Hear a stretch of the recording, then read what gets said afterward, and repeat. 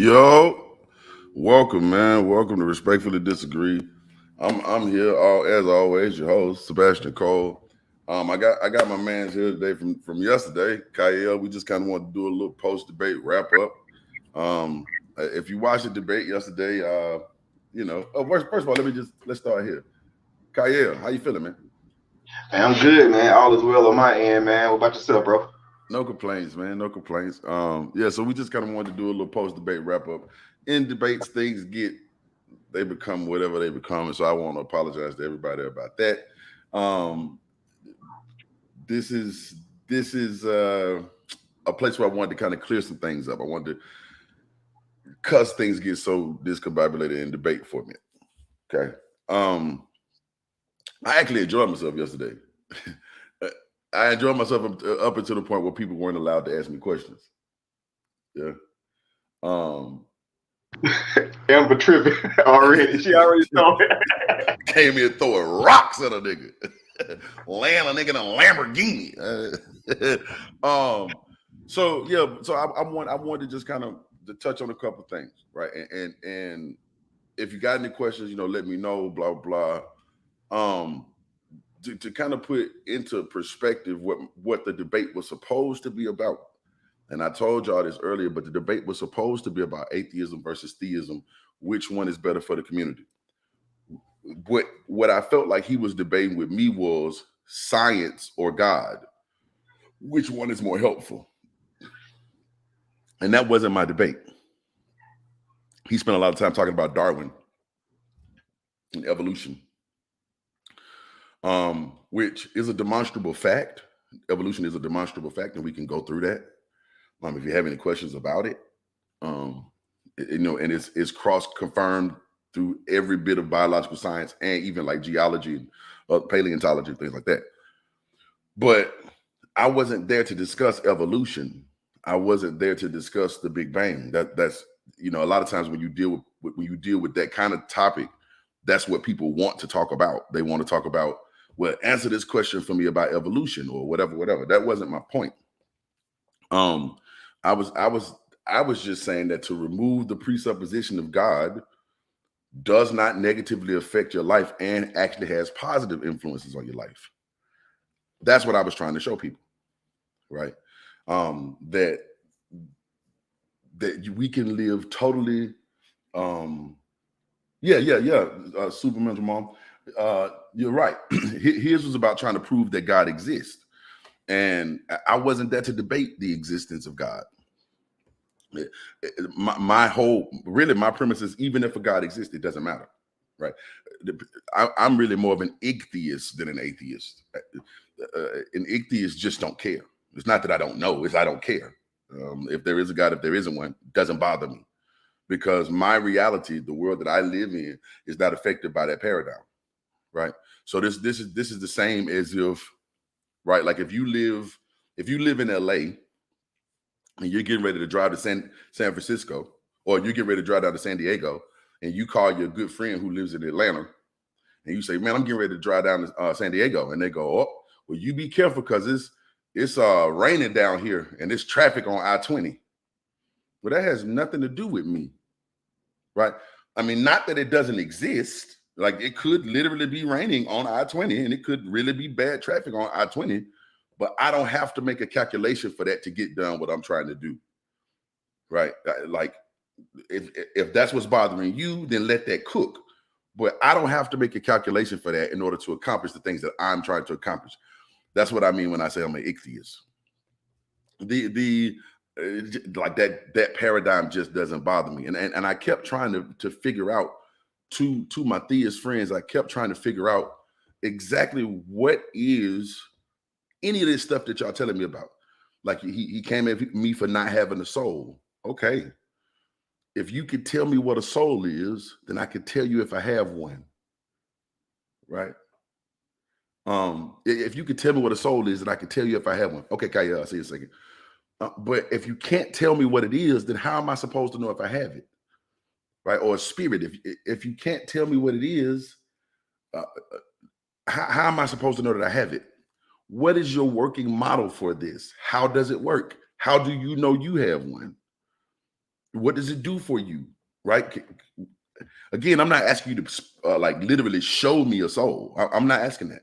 I'm just saying, show me the working model for one. How, like, I've never seen gravity. I've seen it at work. I've never actually physically seen gravity though.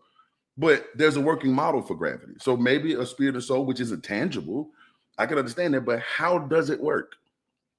What does it do? How do I calculate for it? Because I can calculate for gravity, even though I've never seen it. I know that it is at work.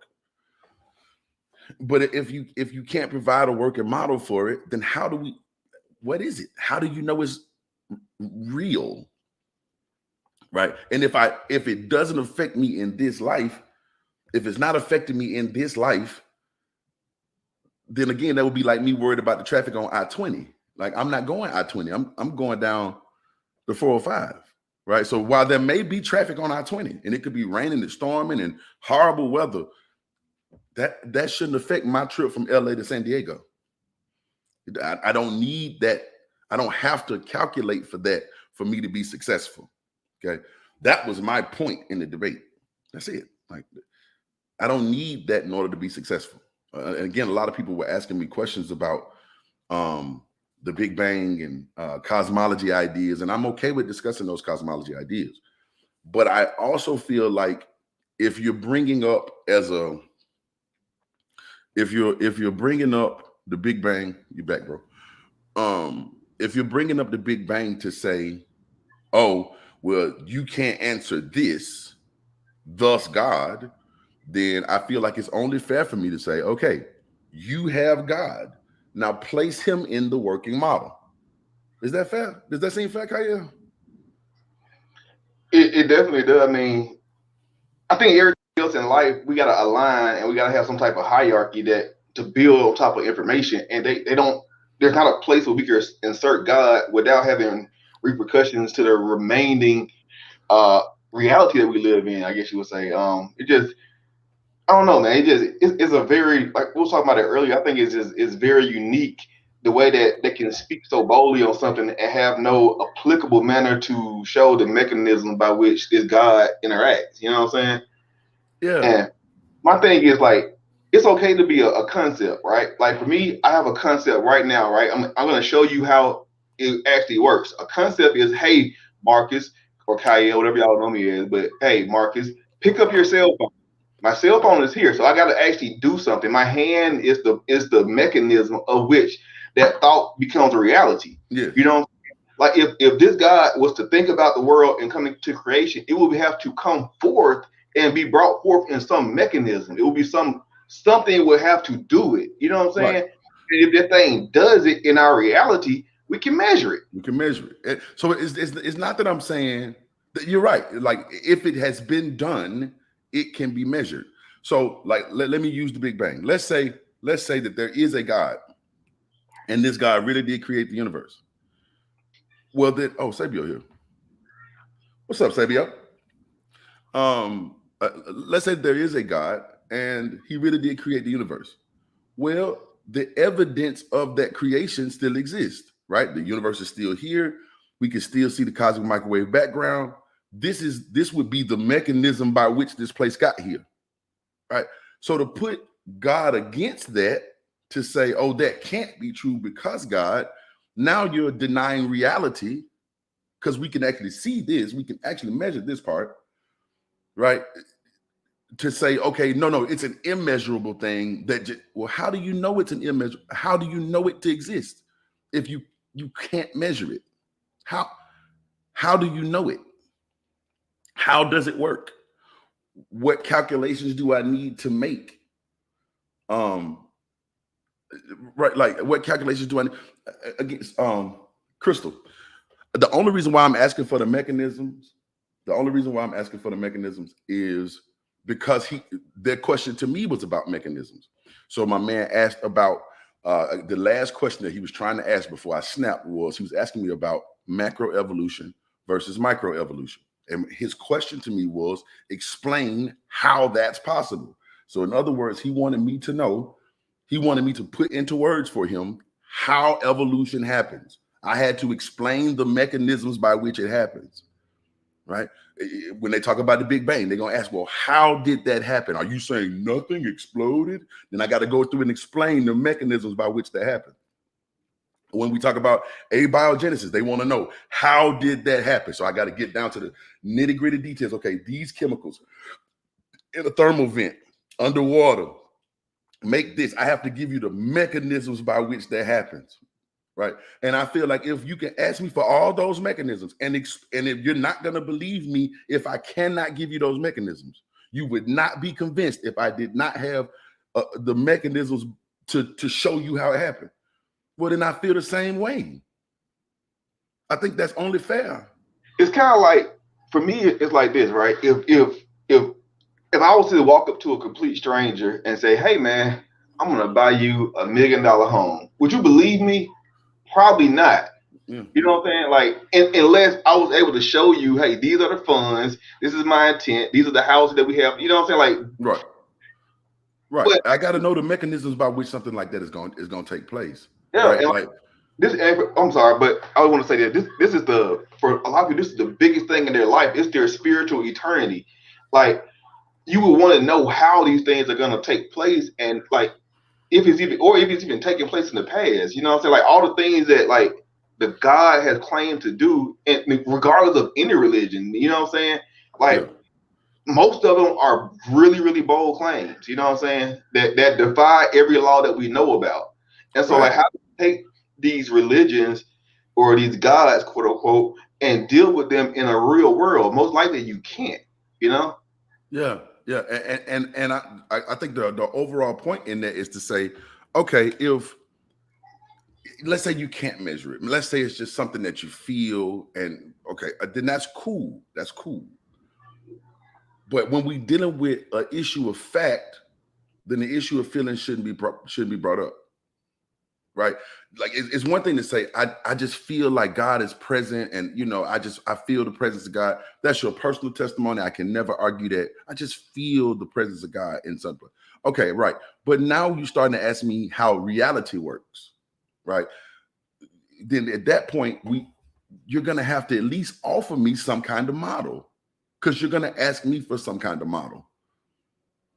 Right. And then we just have to, then what we do is we test the hypothesis. This is right. We see which one of these hypotheses fits the data that we see the best, which one answers the most questions. Right. That's really the only fair way to do it. I was asking for a mechanism for RNA viruses or something like that. And I got a whole degree in biology. Can I answer that at the top of my head? Oh, fair enough. But but keep in mind, I gave him a month to prepare. Right. So this wasn't top of the head. Right? We talked about this for a month. Right. So and what that says to me, Crystal, is that he spent a month trying to not know the answer. Right. He spent a whole month trying to not find the answers. And that's the scary part to me. Go ahead, bro. Oh, I was just gonna point out, and the fact that during this month y'all had discussions and you told him the things that you was gonna bring out and ask him. Like, are you ready for this? I'm gonna bring this out to you. Right? You had no. I have been telling him for a whole month, bro. I'm gonna be talking about this. This is what I need you to discuss with me. Right? You can go back and watch videos, bro. I'm gonna be talking about this. This is what I need you to be able to discuss with me. Right. So, and if you have a working, and I'm not saying that he had to give me a perfect working model, just give me any model, right? Like, where does God fit in the model? Right. I know, man. So, Sabio, your mic's muted, man. Say something. Your mic. No, I was just listening so I can catch up with the conversation. You know, I just don't jump in the middle of a convo if I don't know what's going on. I bet. But yeah, I was just agreeing with most of what y'all was saying, especially that working model of the God concept. You know, we have to see some type of action, some type of proof of these things actually happening. You know, and that's where they fall short, and they don't like to deal with that. You know, when those questions are asked, they get upset when we ask those questions and ask them for that type of proof. because they know they don't have it. All they have is rhetoric. Right. And so like when I asked him for his working model, he was like, well, God make the sun shine. Okay, this is cool. I like this, as a matter of fact. God makes the sun shine. Where in the fusion of stars is God?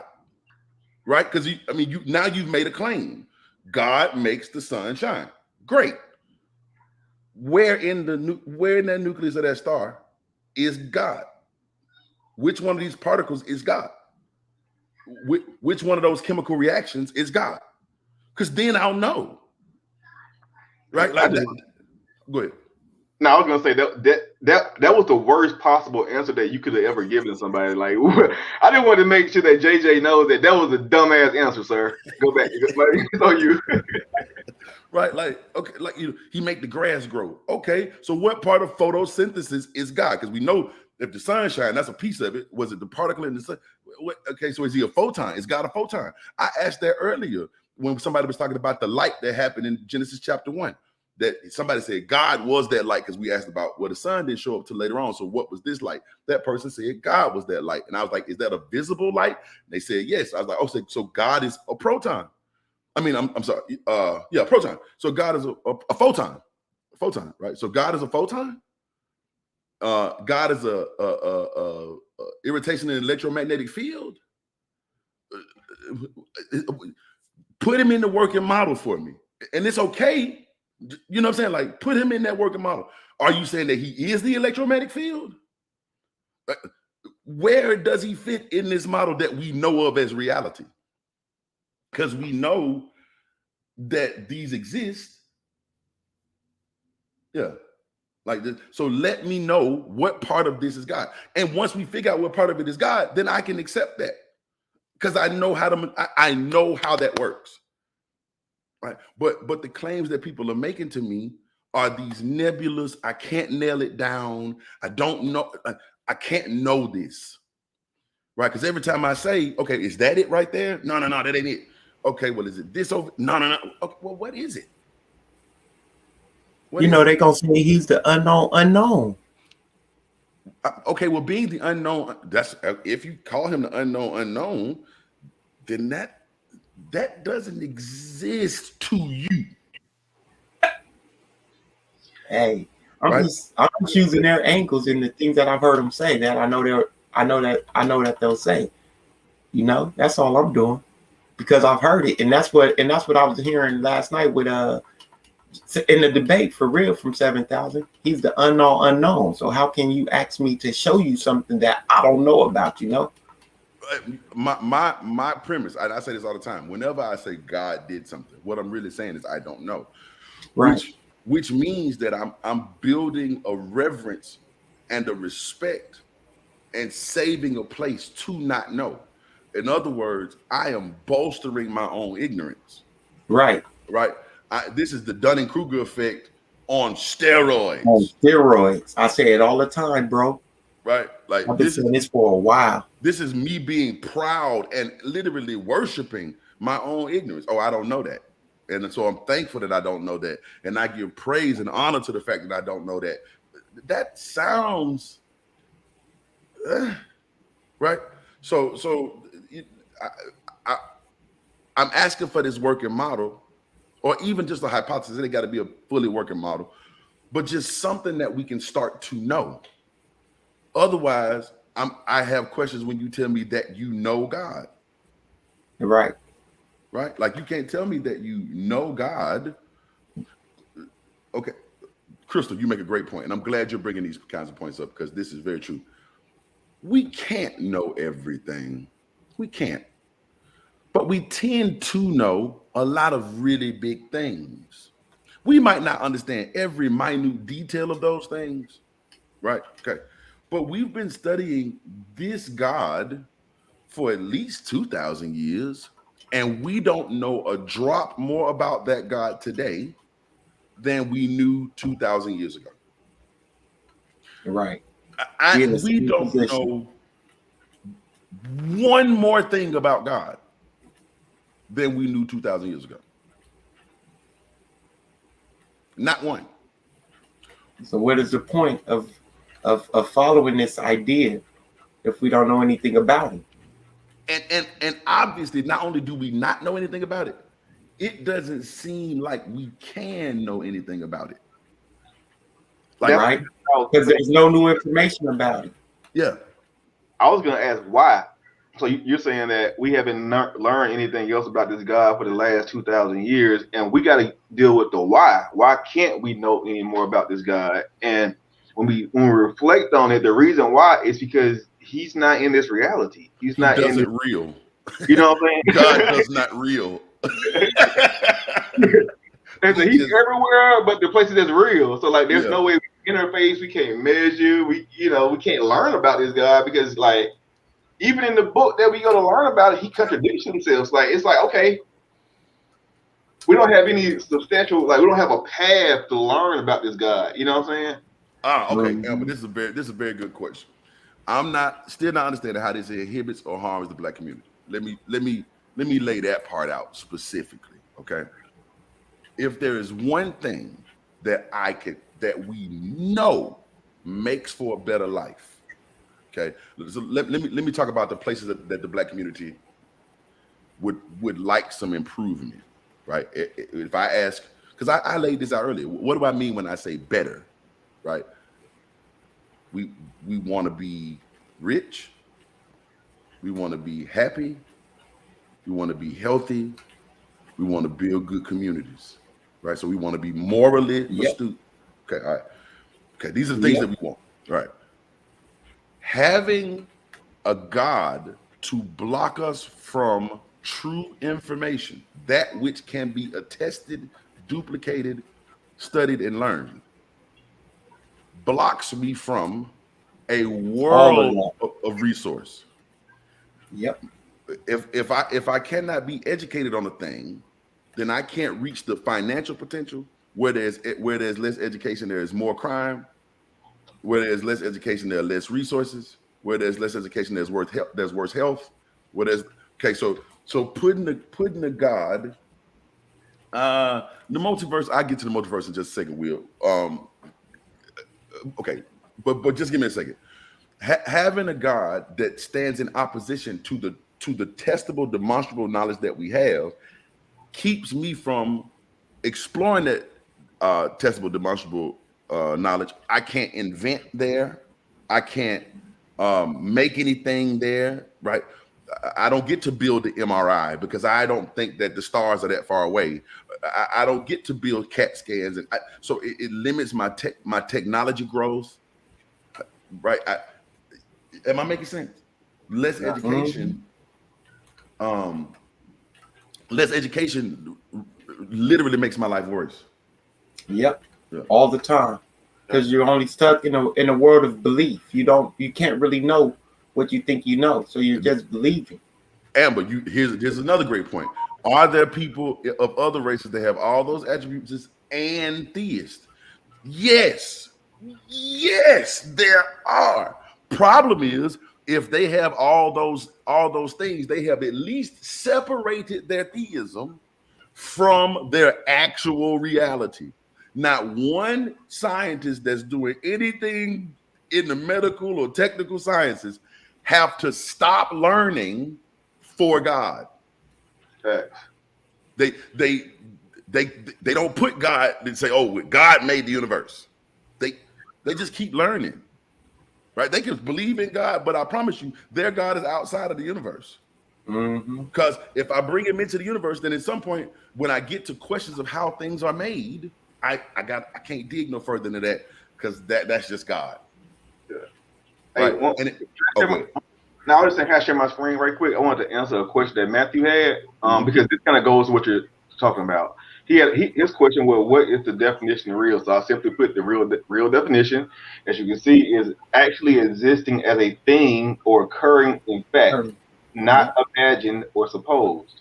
So I mean, just from that definition alone, like if something is fact, it has to be falsified. You know what I'm saying? You can test it, and you have to have means by which you're able to test it. But if something does not exist into this reality that we live in, because right here, I can measure it, I can weigh it, I can throw it, it'll break into little pieces. I can reassemble it, put it back together. Like, this is real. You know what I'm saying? Like me, I'm real. I can be operated on. I can be weighed. You know what I'm saying? All these things, right? The same thing exists for everything in reality. You know what I'm saying?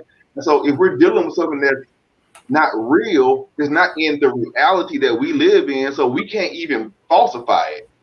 We can't say it's right or wrong because it's an abstract concept. A lot of things are abstract concepts, but it doesn't mean that they're real. Right.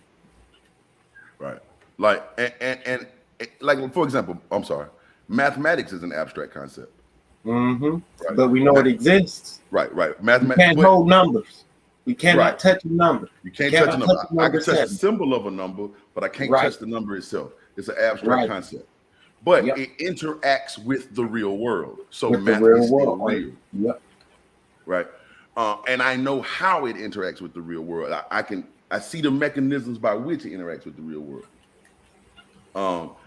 Right. Like love is an abstract concept, but love is real. Right. Love is like, there's an actual chemical makeup for the thing we feel called love. We can measure it. We know what's in it. Right. That's a real thing. Right. Yep. There are brain patterns that move a certain way. We can measure it. We know what's in it. Go ahead and ask a question. Culture, coffee, and cannabis. That seems like all the type of shit I like. Well, I ain't really no coffee fan, but you know.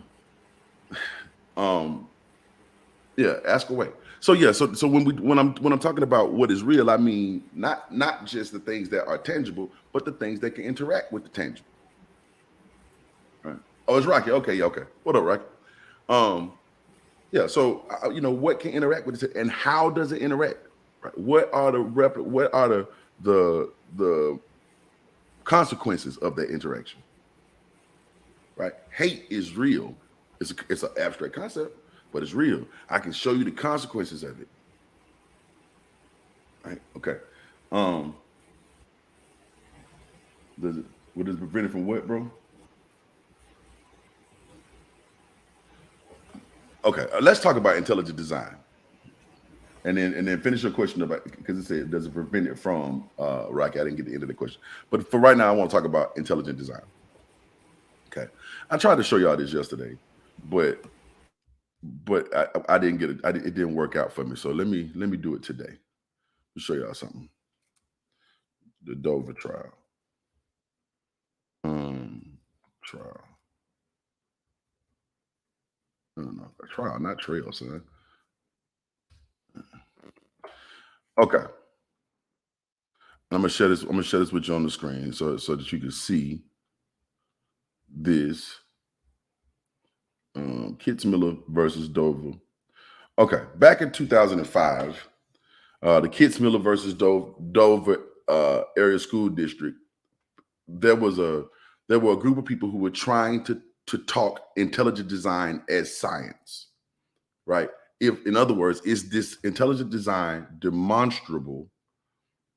Is it provable? Is it actually science? Okay, all right. I'm gonna show you this.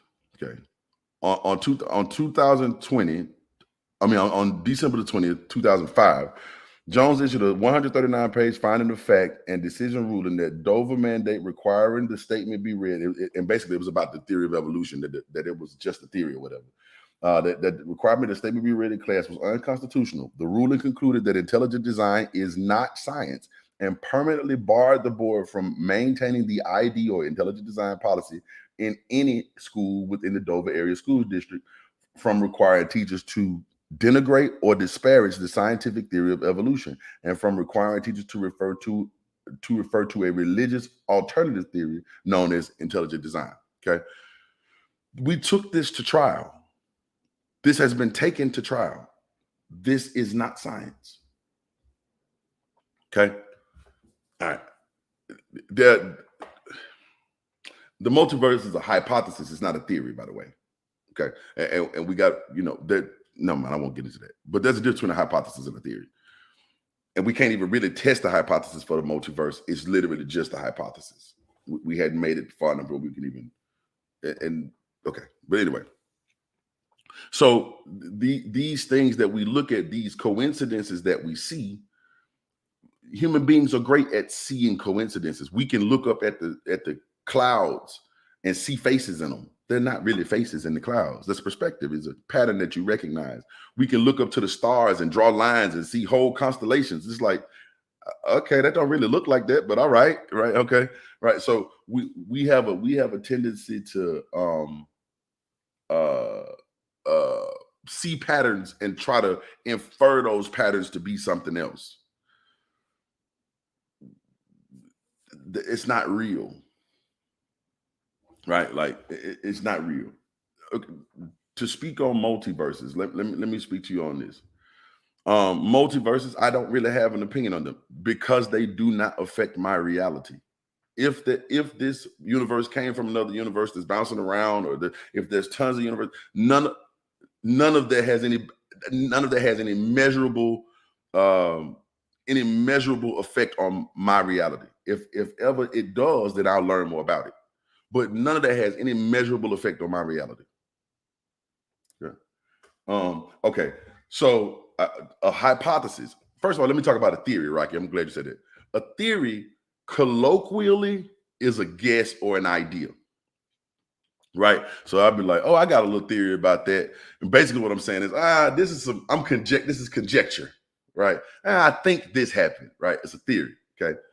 In science, you don't just get to have a theory. You have a hypothesis. And basically you ask a if-then question. Well, if this happens and I do this, then this should happen. So this is my thought. Okay. All right. So then I go and I test the hypothesis to the degree that I can. I say, okay, well, this seems like, okay. Then I look at the information I get back from the test, and then I publish it, and people go, okay, boom, boom, boom. And even if they say, okay, yeah, he's right, it still doesn't necessarily become a theory. A theory is a body of evidence that points to an overall story. Right. So the theory is the story that explains this big body of testable evidence. Right. So it's like, okay, here's all of this evidence that says that we are related to chimpanzees. Here's all of this evidence. And so we tell a story that we're related to chimpanzees. And that story is the theory of evolution. But there is hardcore fact. There are laws in a theory. It can be. There could be laws in a theory, but everything in the theory is fact. None of it is guesswork. You can't put your guesswork in a theory, not in science. Now, again, colloquially, when we say a theory, it probably just mean a guess, right? But in a scientific theory, there is no guesswork. This is all the facts that we have, and we put them together, and then we tell, okay, here's the story behind that, right? So when we talk about something like the theory of evolution, again, my question to my man yesterday was, show me your work in the model of the universe and explain how endogenous retroviruses fit in with God, okay? Let me tell y'all what an endogenous retrovirus is. An endogenous retrovirus is basically a fossil of a virus. That was a trick question. It was a good question, though. It's a good question, right? But endogenous retroviruses are these old viruses that get into your parents' sex cells. They insert themselves into your gametes, in your parents' sex cells. When they reproduce, when they have a child, this virus will be in the exact same place on the genome from father to child or from mother to daughter. Okay. These happen from time to time. If a virus replicates into sex cells, then when you have a kid, that child will have basically a fossil of that virus. Most of them are not harmful to us. Not all viruses kill us. Some of them actually help us. I'll show you this in a second. Some endogenous retroviruses are helpful. We actually cannot reproduce as human beings without one virus. You know what that virus is, Mark? You know what that virus is? Anybody know? You still muted. I can't hear you. Oh no, I have no clue what that one thing is. Okay. Mitochondria. Mitochondrial DNA is viral DNA. We cannot reproduce without it now. Okay. All right. But that's an endogenous retrovirus. That's a virus that we got a long, long time ago that keeps reproducing itself in the same place in our DNA from year to year, generation to generation to generation to generation. Okay. There are 10 million insertion points, or around 10 million insertion points in a genome to where this virus could land. So to have the exact same spot in your genome as somebody else, you have a 1 in 10 million chance of having that link up. We share 205 of those with chimpanzees. The odds of that happening and we not be related are like 1 in however many atoms there are in the universe. Okay, we are definitely, your mitochondrial DNA does come from your mother. Yes. Okay, so we are definitely related to chimpanzees. If we're not related to chimpanzees, then why did God make it look just like we were related to chimpanzees? Like he did a whole lot to make it look like it is impossible for you not to be related to them, and then said, yeah, you can't be related to them. Right. Endogenous retroviruses are a thing that we see, that we know exist. And again, to share 205 of them with a species that looks a lot like you and acts a lot like you, they communicate a lot like you, they eat a lot like you, their hands look like your hand. Man, all of this is coming together to seem like, right? Their morphology is like mine, their embryology is like mine. They're social creatures like we are. Man, all this evidence, and these are just facts. These are not like, I'm not making this up. This is factual. The DNA looks just like mine. We share 96% of the exact same DNA. Okay, all right. The morphology fits, the timeline fits. Okay, so here's the theory. The theory is that we had a common ancestor. Right. Well, we got to have a common ancestor because we got these endogenous retroviruses. That means that somebody in our lineage, for a very long time, they were passing along these viruses, 205 of them even. Okay. So it seems like we have a common ancestor. That's the theory. But if you say, well, no, I have a better way to explain that, then we're listening. But your theory would have to, explain all of that information better than what we currently see. And we can see that sexual selection and sexual selection and environmental pressures cause change through mutations, duplications, genetic shift. We know that we watch this happen. So you're going to have to show me that that's not what's happening. Then your theory will be the accepted theory. So if you say, no, God did that, okay, great. Then show me how God did that, and then we'll accept that as a theory. It's not that we just don't want to believe you. You just have to be able to show it to me. God did it, okay. Did he use sexual selection and environmental pressures to do it? Or did God literally sit down and make every single species? Because it seems as though there's a system by which it can do it alone. It doesn't need a creator. It seems as though there's a system that it just happens. Did God make the system? Because the way it looks systematic, and we're still watching that system happen. So did God make that system? Or did he make separate individual things? Because it doesn't seem that way. Right? So your theory would have to explain this better than what we currently have. And I'm not saying you can't come up with a better theory. You could, but it's got to explain the data better than what we explain it now. Yeah. Amber, no, not necessarily for the belief to be beneficial. Here's where I believe God is beneficial. It's not that I don't think God could be beneficial. Theism, I believe, our current state of theism is not beneficial. But can God be beneficial? Absolutely. Here's where I believe God can be beneficial. God is a hope, right? And I believe human beings need hope, right? Now, could you just hope without a God? Of course, you could. But if you use that iconography for hope, okay, still a hope. right? If God, the hope of God brings people together. Do people need to work together? Yes, we're social creatures. Right? It's only in the ways, it's only in the spaces where God tries to walk into science, walk into reality, that he gets in the way.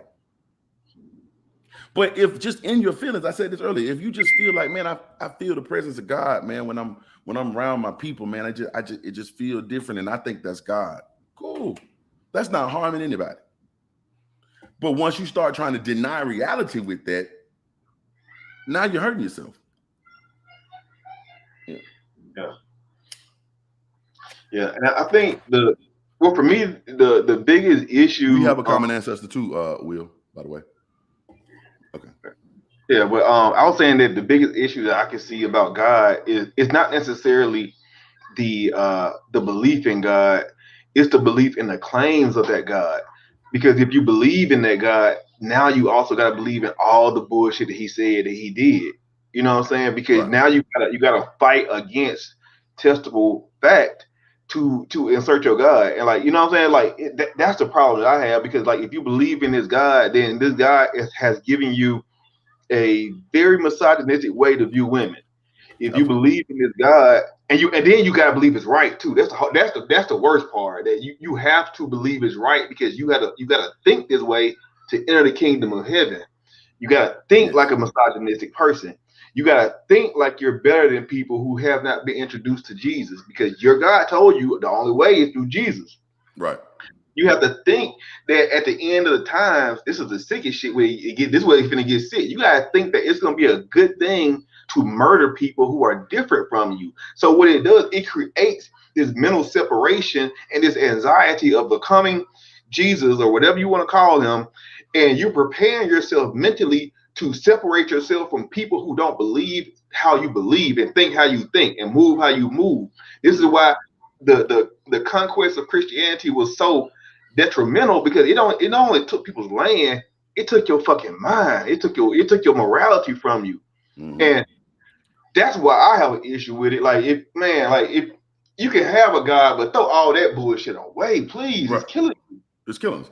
And it's that kind of thinking that then bleeds into political thinking, right? And we're watching this happen in real time.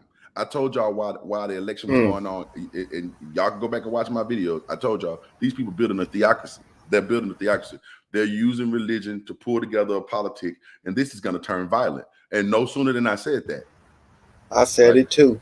Yeah, they're building a theocracy. They're using the religion to push politics. Yep. And this is going to build a theocracy, and it's going to be violent, because in their mind, they're taking back from the enemy. They're fighting the kingdom of darkness. Even the whole analogy is war, right? And so you have this whole concept based in this war of we're fighting against the powers of darkness. Well, eventually someone's going to fight against the powers of darkness, right? You go all the way back to Pizzagate.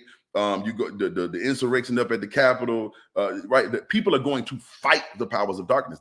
That's not going to just stay a simile or a metaphor for long. That's a metaphor, not just going to be metaphorical for long, because there is no line between. If I got to take Genesis chapter 1 literally, then how do I know when I stop taking these things literally? Right? How do I know when to stop taking them literally? Yeah.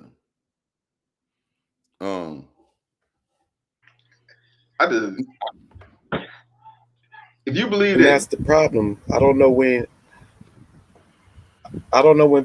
people understand when to stop taking it literally. Right. Like for example, and I talked about this the other day when I was talking about Daniel chapter 13. In Daniel chapter 13, where it talk about the message to Babylon. Right? No, was it Isaiah 13? Isaiah 13, where it says, "Hey man, take up a message to Babylon and tell Babylon that I'm putting together a group of people. They're gonna come slaughter your fathers and your children and rape your wives." Was that literal? Am I supposed to take that literally? Well, if I'm not supposed to take that literally, what do you figuratively mean by that? What? Because it seems very literal. Right. That's very interesting. Right. Like I'm going to judge Babylon, and it's the same Babylon. It's a prophecy that never happened in real life. So we look at it as a prophecy. That means it's something that is to come. Okay. Well, is that, are you literally going to slaughter people and thrust them with a sword, or is that physically? And if you do mean physically, I mean, or is that, theoretic? If it is in theory, then what's the theory behind it? What's the interpretation of that? Raping their wives, right? Right. Matter of fact, let's read that. I want to show y'all this. Let's see. Let me get here. That's the Kids Meal Doctrine. Let me go to Blue Letter Bible. All right. What is this? Oh, here it is, right here. All right. Take that back. All right, so here it is. This is Isaiah chapter 13, and I'm gonna read it to you. The burden of Babylon, which Isaiah the son of Amoz did see, lift up a banner upon the high mountain, exalt the voice unto them, shake the hand that they may go into the gates of the nobles. I have commanded my sanctified ones. I have also called my mighty ones for mine anger, even them that rejoice in my highness. The noise of the multitude in the mountains act like as of a great people, a tumultuous noise of the kingdoms of the nations gathered together. The Lord of hosts musters the host of the battle. All right, so this is God putting together his people. Now, this could be figurative so far, right? Could be figurative so far. I'm with you. They come from a far country, from the end of heaven, even the Lord, and the weapons of his indignation to destroy the whole land. Okay, but it still could be figurative, I guess, right? How ye, for the day of the Lord is at hand. It shall come as a destruction from the Almighty. Therefore shall all hands be faint. Every man's heart shall melt. Again, it could be figurative. And they shall be afraid. Pangs of sorrow shall take hold of them, and they shall be in pain as of a woman that travaileth. That's definitely figurative. All right. But they're comparing something figurative to something that's supposed to be literal. I assume they shall be amazed at one at another. Their faces shall be as flame. Behold, the day of the Lord cometh, cruel, both with wrath and fierce anger, to lay the land desolate. Is this figurative? And he shall destroy the sinners thereof out of it. Okay, could be figurative, I guess. For the stars of the heaven and the constellations thereof shall not give their light. The sun shall be darkened in his going forth, and the moon shall not cause her light to shine. Okay, this seems kind of literal. And I will punish the world for their evil, and the wicked in their iniquity, for their iniquity. And I will cause the arrogancy of the proud to cease, and I will lay low the haughtiness of the terrible. I will make a man more precious than fine gold, even a man than the gold wedge of Ophir. Therefore, I will shake the heavens, and the earth shall remove out of her place in the wrath of the Lord of hosts, and in the day of his fierce anger. And it shall be as the chaste roe, and as the sheep that no man taketh up. They shall every man turn to his own people, and flee everyone into his own land. Everyone that is found shall be thrust through. Everyone that is joined unto them shall fall by the sword. Their children shall be dashed to pieces before their eyes. Their houses shall be spoiled or robbed, and their wives ravished or raped. Is that figurative? I can hear you. You muted. Even if it is figurative, like the amount of mental damage that you're doing by thinking that this is somehow right or righteous. You know what I'm saying? Like you believe that the people that don't believe like you deserve that type of treatment. Yeah. Y'all don't see that problem? Yeah. Like so even if it is figurative, what's the figurative thing about it? And the fact that I would say that that's okay in any regard. Nothing about that is okay. Let's make this realistic. If you was talking to somebody on a cell phone and they told you, man, I'm gonna bash your baby head on some rocks and stab you, man, that would not be acceptable. Yeah, I forgot that part. My bad. And rape your wife, like that would be so far from, like, I don't even know the word, but it's past unacceptable. Like it's and for you to read that in your religious text, like, oh, okay, no big deal. How? That's not okay. That's not okay. And so that kind of thing does come in as detrimental to a group of people who accept it as the will of a perfect God. That kind of part of theism is detrimental, right? But keep in mind, now we're moving away from what created the thing, right? What created the universe, right? When it comes to creation of the universe, there's no reason for me to calculate God. I cannot calculate God. Ain't even that there's no reason for me to. I just can't calculate it. But now we're talking about things that are testable, demonstrable. Stabbing people is demonstrable. We know that hurt. Beating babies' heads in with rocks is demonstrable. We know that's evil, right? We could. I don't think there's a single person on here that will disagree with me. Let me just ask and type yes or no. Type yes or no. Do you think that it's okay to bash a baby's head in with a rock? Just let me know in the comments, because maybe we don't have that same morality. Because morality is subjective. Fair enough. And if one of y'all say it depends on the baby, I'm gonna fight. like you can't say it depends. I mean, sometimes it's fuck them kids, but it ain't never fuck them kids to that degree. Me too, bro. I was just sitting over here in my head. It ain't never fuck them kids to that Bro, degree. I was just sitting over here shaking my head like if somebody say it depends on the kid, I'm gonna be ready to fight. Yeah, man. It don't I'm depend gonna on the kid. snap. I'm gonna snap. It never depends on the kid. Okay. So we have no reason like that particular passage of scripture, that whole chapter goes against the very core of my decency. And so now you got me here. I got a dichotomy. Do I follow the word of the Lord? Right? As a matter of fact, I'm gonna show you how it is. Hold on. I had this up from yesterday too. Okay. Let me pull this up. What? Nope. This is in my debate yesterday, and I don't know if y'all actually got to see it, but I'm gonna show it to you. Wait, it's right after round 2. Here it is, right here. All right, get this down. All right. Oh, wait. Stop that screen and share this one. Sharing this window right here. Y'all see this quote right here? Surrendered people obey God's word even if it doesn't make sense. That's from Pastor Rick Warren from A Purpose-Driven Life. You see that?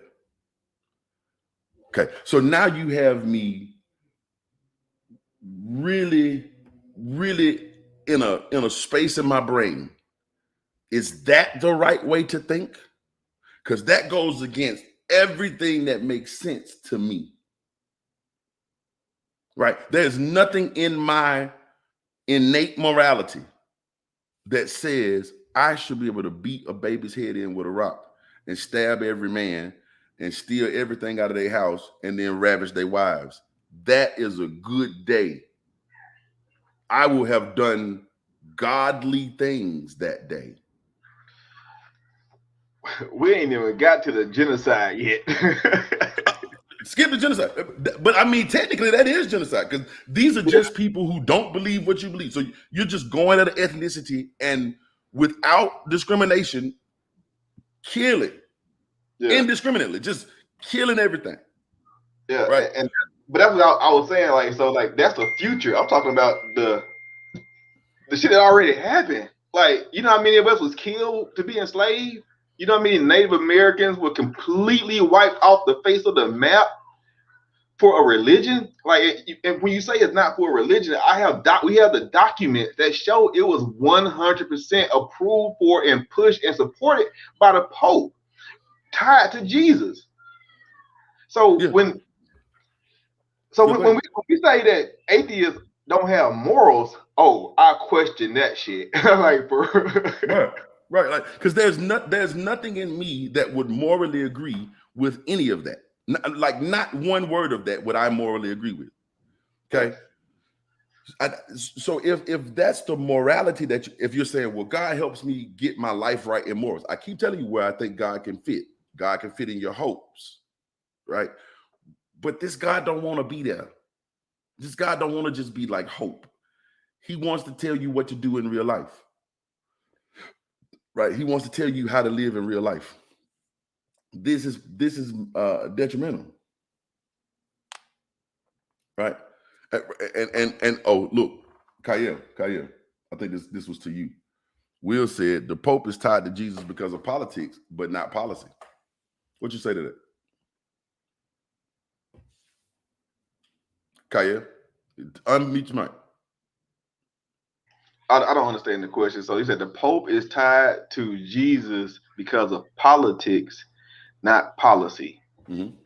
What would be the policy that he's tied to then? Like, are you talking about the biblical policy, or like I'm confused about what the question is? So I'm not sure how to answer that. Let's be honest with you. Fix that question, Will, or explain what you're trying to say right there.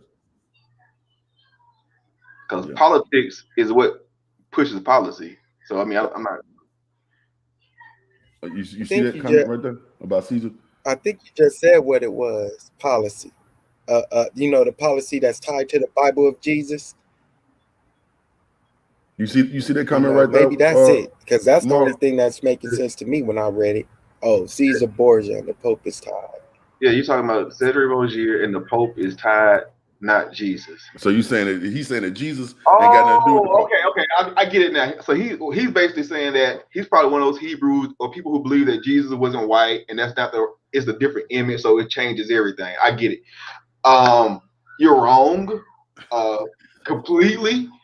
That dude, he may not be the exact picture, but he don't look like me or you, bro. I can guarantee you that shit. Like, yeah, we're gonna move on from that one. You're just wrong completely about that one, bro. But he's saying that the Pope pushed Caesar Borgia, which is a completely different Jesus, like that has nothing to do with the actual Jesus of the Bible. Which one? I'm gonna ask him which Jesus is he referring to, because there's multiple Jesus. Jesus, that's my word. I love a good Jesus. I love a good Jesus. Right. So Will is not a Hebrew. He's not saying that Jesus looks like a. Yeah, okay. Well, my bad, Will. I thought you was inserting the normal Hebrew Israelite rhetoric. No, he's definitely not a Hebrew. He laughs at Hebrews. Okay, good. He's a good old fashioned Baptist. Okay, cool. Good old fashioned Baptist. So, like, regardless of Jesus's image, we first got to determine, like I said, which Jesus we're referring to, because it's multiple Jesuses. Secondly, if a person puts up a picture of me and is kind of distorted a little bit and gives my story, the image may be incorrect, yes, but the narrative is still what is being propagated by the Catholic Church, the Roman Church, and the whole nine. So I'm talking about the narrative, not the actual how his eyebrows are done and how long his beard is. Like that's a little bit too intricate for me to even worry about debating with you or arguing about. I'm talking about, we know that there was a person in the first century that started being pushed named Jesus. You know what I'm saying? I'm talking about that guy. Okay. And tell me, what do you? Now we in the New Testament, because we had done a lot of talking in the Old Testament. Because maybe Jesus changes things, Marcus. You know what I'm saying? Like maybe the Old Testament was pretty trash, and then Jesus, right? And then tell me, what do you know about Jesus? I know that he lived under the New Testament law. I mean, Old Testament laws. Okay. For sure. Like all the things about, like, he was a person that fought against it. He wasn't very successful in his fight because they killed him. Okay. There was other Jesuses as well that you kind of got to deal with, that they got bits and pieces of his story that kind of added into a narrative and was rewritten several times. He wasn't born from a virgin in the original story. He didn't necessarily rise from the dead in the original story. So you got to understand the full context of what you have. You know what I'm saying? Like, so what's in front of you has been developed over 1600 years of scripture redactment, omission, retranslations, all this stuff, and the narrative changes. And you can go onto the Vatican website and look at these original codexes, and you can see for yourself the additions to it. You can go to the part, I forgot the Latin name of it, but it's about the divinity of the virgin birth. That wasn't the first time that virgin birth was introduced to a religion, but it needed to be, because it was a very, very powerful tool that was used in a Levant area, and they used something called synchronization, where they kind of get bits and pieces from different religions around them, and then when it transitioned to Rome, they started to get bits and pieces from the Roman society's religions. And so, I don't know, I would say do a little bit more research into the Jesus, and figure out which Jesus you wanted to have a discussion about. Well, let's figure out which Jesus it is. And I think this is a really good question. So the closest writings that we have to a living Jesus, right, assuming that this was a real person, the closest writings that we have to a living Jesus are from Paul. Right, mm-hmm. That's the first person to write about Jesus. What Paul tells you is, I never really met the guy personally, but I had a revelation about him. I never met him personally. After Paul's writing, about 20 years later, you get can we just stop right there and just let that marinate for a second? I never met the guy personally, but I have a revelation about this guy, and I'm gonna tell you everything about that guy. Yes. Yes. And this and you can't argue that, right? Paul said himself, and not only did he say that himself, he came back and said, everything that I'm preaching to you, nobody ever taught me. Real. Right. Nobody ever taught Not me. only did I not meet him, I didn't even learn this from somebody who did meet him. I got this from him. I got this from Jesus himself. And he was dead at the time. I got this from I got this from the Jesus that I never met. That I never met. Right? Okay. I got this from a Jesus I never met. Okay. And yeah, so I'm gonna teach this to you. Right? I didn't get this from a guy who said that he actually met Jesus. I'm just telling you this is what I got. Right? Then after that, you get into the Gospels. The Gospels are going to be next, right? And the Gospels are not eyewitness accounts. We have no clue as to who wrote them, right? Mark would have been the first one. And then from Mark, you get Matthew, then Luke, then John. John is way out there, right? John wasn't written to almost 2nd century. I think it was in the 2nd century, right? So 100 years later. So this seems like a story, a legend, and I want to make sure I say this. There's a difference between a myth and a legend, right? Myths are completely fabricated. I am not a mythicist when it comes to Jesus. Okay, I'm not a mythicist. I believe that there was more than likely a human being. As a matter of fact, I know there were several human beings named Jesus at the time, or Yeshua at the time, who were preachers who were preaching the apocalypse. So these apocalyptic preachers named Yeshua at the time were common. I definitely believe that. But they start talking about this guy, and over time, this story just got bigger and bigger and bigger and bigger and bigger. And eventually, this man was God, right? No different than what I just watched happen with Donald Trump. He started out as just a celebrity from New York, and his story got bigger and bigger. And now they compare him to King Cyrus, right? Like, he is damn near a god at this point. He's okay. Huh? He got his own shekel. Yeah. So this is literally okay. So this seems legendary, but if the only stories I have of him are legendary, one from a man who never met him personally, and then the Gospels that tell me about that's clearly legendary. Like, right? This is clearly legendary. Well, then who is Jesus? Who is he actually?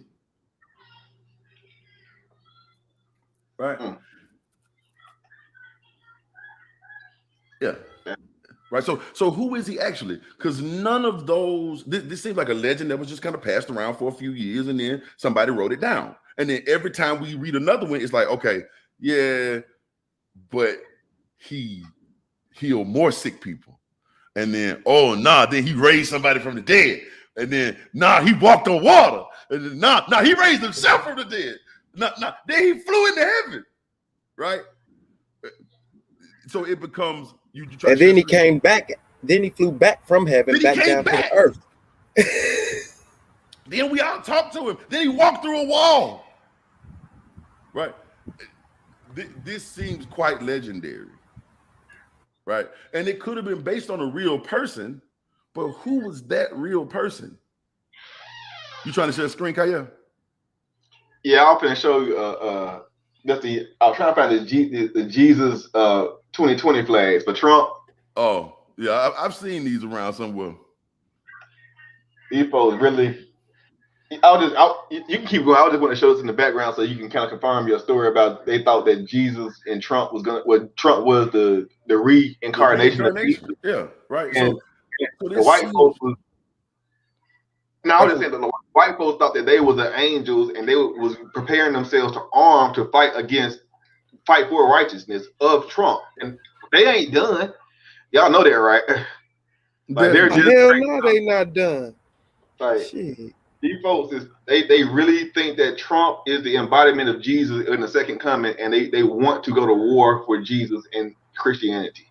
Yes, yeah, and this is again when here's the thing about evolution, man. I think evolution just explains so much about life. I really wish we would get an understanding of it. I ain't talking about physical evolution right now. I'm talking about cultural evolution. So let's say we take a central idea, right? So let's say today, me, Mark, and Sabio, we were on this panel together. We know that this actually happened. We got proof that this actually happened. And when I leave, I say, man, I was on a panel with Mark and Sabio today, and we talked about Christianity, and I thought it was a really good discussion. And Mark might go, man, yeah, I was on this panel with Sabio and Sebastian Dale. We talked about Christianity, and it was this dude I thought that was a Hebrew was on there, and I got him together. And then Sabio go, yeah, man, I was on this panel today with Mark and Sebastian, and I just kind of sat back and listened, man. I said my little piece. Well, all three of those things could very well be true, but as you pass those things along, right, they make it to somebody else, and then they replicate the story and tell it to somebody else. In 50 iterations of that story going in 3 different ways, well, my story could totally be, yeah, he was on YouTube saying there wasn't no God and that Jesus was fake. And then Mark's story could turn into, yeah, he was on the battling a fake Hebrew. You see what I'm saying? And not necessarily even on purpose. That's just the way things evolve. Right? Not that anybody had to insert a lie into that at all. They just gonna take what they heard, replicate it, and do the best that they can to duplicate it. The same thing happens here, right? The same thing happens here. So the question is, what really happened? What really happened? Who really was Jesus? Well, we don't know. We assume, again, the first writings that we have about him is after he died. So we assume that he was a real person. We can't knock that part. But what was his life really like? Minus the esoteric stuff that Paul talked about, and minus all these magic tricks that the Bible don't even know when they happen or how they happen or did they happen, right? Who was this guy actually? We don't know, right? I'm not saying he didn't exist. I'm just saying we don't really know much about him. Was he born in Bethlehem? Was he born in Bethlehem? Are we sure of that? Right? Did he really move to Egypt? Did the wise men come see him? What was he born of when did he do this? Right? When he went to trial, this one of them. There's one version of the story that says that he didn't say a word when he was in front of Pontius Pilate. In the story of John, he said a lot in front of Pontius Pilate. So did. Which was it? Did he not say a word? Or did he say a lot? You see how the legend changes? Cultural context. Context. You got to keep it in the cultural context, man. You taking it out of cultural context. But I'm playing Jeremiah Judas part right now, man. Oh man, that was so trash. That cultural context line was trash. That's why I threw it out there, man. Because that's what that's one of their best lines. I'm like, what are you talking about? Right. So did he not say a word or did he say a lot? Right. What's accurate? Yeah, that cultural context, like you made, like, come on, bro. And then it came back to say that God's word is eternal. It can't be, okay, whatever. Point being, so who was he really? Not did he exist, but in his existence, who actually was he? Right? Okay. So again, we are stuck in a situation. Right, the Bible, the Gospels are not a biography, but we kind of read them like they are. They're legends. And they get amended over time and blah, blah, right? But we have no, matter of fact, of all the disciples that the original 12, they just kind of disappear from history. We don't know what happened to them. They just vanish. Wait. Can we address what Will just said? Will said he wasn't a real debater. We are very aware, sir. At this point, we are of that much. We are sure. Yeah. Of that much, we can pretty much say you're right. But that kind of raises a new. Well, I don't want to take it if y'all still want to go on this. No, go ahead. I was just gonna say that kind of raises opens a new door to this conversation, and I hope this doesn't sound very arrogant, but I gotta say it. You know what I'm saying? Like the three of us on this panel right now, we're educated young men. We've been college educated. We understand methodology. We understand how to do research for papers, the whole nine. And a lot of these religious fanatics that we have, or highly religious people, they don't necessarily go through the same process of vetting and falsifying information that we've been through. You know what I'm saying? Like even if you go to like a theological school, you're still necessarily not vetting those sources against other things that are in the real world. You're just reading them and being indoctrinated for the most part. Yeah, for the most part. Same thing, huh? I say yeah, for the most part. Yeah, and same thing if you go into like any West African system, it's the same thing. You don't. It's just like, hey, this is what it is, and you have to accept it to be part of this. You know what I'm saying? And so what we went through was a process in education where we were taught how to make logical and rational decisions, and also how to articulate that in papers, you know what I'm saying, that had to be peer reviewed and graded so that we could understand how our minds are matriculating and growing. They skipped that process, you know what I'm saying? And now those individuals are leading these cult organizations. So their organizations are founded with pseudoscience. Yep. They're founded by not using logic and reason. They're founded by using emotionally tied religious or emotionally accepted religious materials. Mm-hmm. And that creates a huge conflict because like now what do you do? Like how do we help? Like I think they need more like educational training than us telling them, hey, you're wrong. I think we need to teach them, hey, bro, this is how you vet a source, you know what I'm saying? Right.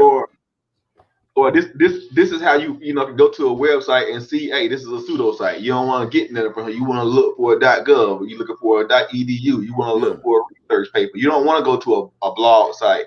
You know what I'm saying? WordPress. Oh yeah, you don't want to go to you definitely want to go to a WordPress. Cause I can make up one right now about how amazing I am. We all know that ain't true. We all know you ain't shit. That part we can verify. Yeah. But it's stuff like that, man. That they kind of shit, y'all silly. Yeah. But like we gotta, and the thing is, in their education, they're taught that European science or Western science is evil or is wrong, and so it puts them in a position where it's fake. Yeah, or it's fake. Yeah, they puts them in a position where they believe that they know that there's two sides, but they believe that the side that we're on is the white man's side, and that they believe that information could have possibly gone somewhere differently. The only thing that would have happened differently, because human beings we're gonna adapt, we're gonna grow, we're gonna learn, we're gonna understand. The only thing that is differently is the language that we chose to speak it in. You know what I'm saying, based on our culture. But you can have a foot. That foot is still gonna be a foot in China. I don't know what they call it in Chinese Mandarin, but it still equals to be a foot. And so like the science is still there. It may just be called something different colloquially, and then you can use those terms to transmit information. And with religion, you can't transmit information outside of your religion. You can only talk to people who also subscribe to that limited worldview. And that's the problem. It only works if you believe it. And that is the definition of a placebo, right? Yeah. It only works if you believe it. You know what I'm saying? So to speak to Will's point, can we separate emotional immaturity from belief? I don't like the fact that we're going to call it immaturity, but we can't separate emotions from belief. Absolutely not. Right? Like so, because it's one thing to believe a thing, is another thing from belief. Nope, they're tied. Right. So when I know a thing, I can show you the thing. If I have to believe it, it's only because I can't show it to you. So it's because I have an emotional tie to it. Yeah. Will, absolutely. Right. And there are tons of us that just don't even, we don't even like to talk about, oh, no, they trying to kill us, even though our lives are getting longer. No, point being, when you stop dealing in what is testable and demonstrable and provable, right, you can do this yourself, then you get into the trust of a fairy tale. And boy, I can manipulate a fairy tale like the best of them. But when I have to sit down and show you the work, then it becomes a lot more difficult. Am I making sense? Like it becomes like if I have to ask you, well, how does God work? Then now you run into a brick wall, because now it's like, how does that work? I don't know. How does it work in biology? I don't know. How does it work in cosmology? I don't know. How does it work in morality? I don't really know. Right? How does it work in your diet? I don't know. Like, should you keep the Old Testament dietary laws? Nah. Some people go, yeah. You feel me? Can what goes into a man's mouth defile him? Nah, Jesus said it can't, so it can't. But I know that if you eat some food poison, you get food poison, that's going to defile the fuck out you from what went into your mouth. You feel me? So once we get into the fairy tale world, then it's best, when I call it the fairy tale world, once we get into that which we can't test, then it's best to just leave that out of reality. I see no reason. Wait, can I prove black holes myself, or does it take building blocks to understand them? The answer to that question is yes, I can prove black holes myself, given the building blocks, right? But I can check the work from the ground floor up to come to that same conclusion, right? Or I can check the work from the ground floor up and say no. So I can falsify a black hole myself if I went through the process. I can prove a black hole myself if I went through the process. I don't have to take anybody's word for that. But again, being social creatures, the reason that human beings exist, the way that we exist is because we're social. So we have a thing called experts. We allow people to be experts in a thing. And right, like really, if a black hole exists, doesn't really demonstrably move your life much anyway, Will, right? So you probably wouldn't spend a lot of time thinking about black holes, right? But somebody wants to spend a lot of time thinking about black holes. So we let them go do the thinking about that and bring us back the information. But they have to bring us back how they got it. They can't just come back and say, yep, there's a hole in space out there, and if you go into it, you're just going to blow up. You just want to, they have to show me why they think that. And then we get to test it. Oh, no, you didn't do your math right. Oh, no, that's not how gravity works, because we've been testing all of this. So it has to fit into a model that works. Okay, so it's not the same as being like I just come down from a mountain one day and go, I was up on the mountain and God told me that he's going to send a son that's going to become a zombie. And if you don't like his zombie son, he's going to roast you. Like, that's different. So basically I talked to this alien, and the alien told me, because he don't live, he does live on this earth, but he don't live on this earth. But he talked to me personally. And I would let him talk to you, but he don't really talk to you like that. He talked to me pretty much by myself. So, but when I was talking to him, he told me that he was going to have a zombie son. And then the zombie son was going to come back and kill everybody. And you either got to be willing to ride with that, or he going to burn you in a roaster for forever. Well, how do I test that? How do I test that? Oh, yeah. And this happened 2,000 years ago, by the way. This wasn't today. This was 2,000 years ago. Somebody told me. Huh? You test it through faith. Yeah, right. You can't. Right? In other words, you can't test it. Yeah, right. So, therein lies the difference here. And again, I'm not saying throw away the idea of a God. This is not the time to do that. Right. This ain't Joe. You got a question? Go for it. I'm not saying throw it away. I'm saying let's at least define it. Let's give it its parameters. Because now it's just running amok. We done talked about morality. We done talked about politics. We done talked about science. We done talked about history. This thing has run amok all over everybody's life. It done messed up people's sexualities. It just didn't put his hands on everything. We should at least when we talk about black holes ain't got nothing to do with my sexuality till black holes got something to do with my sexuality, baby.